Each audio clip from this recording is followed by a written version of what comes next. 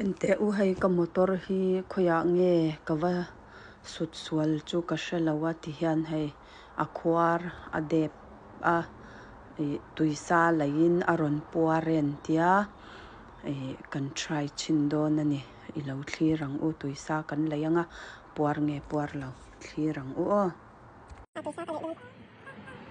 hi a dep chhin le puar chom lo taro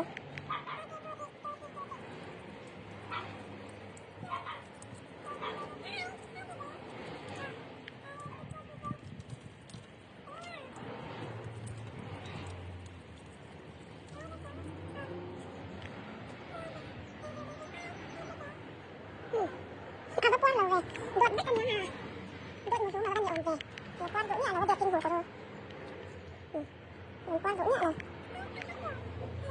puar nya lo ve ala dep ala puar so thau di gon sila gon di vai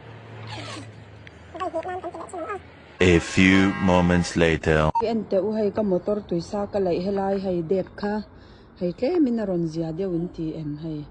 tuisa ka lei khamo ma se ni mia lo do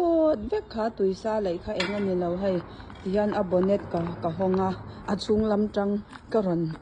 ti pong hay chung lam tang ti hian ka ron tia ron puar ve chawanya ente u hay chete chuan la dep de dot vek ani kha tuisa ne na hay tuisa ne na lei ya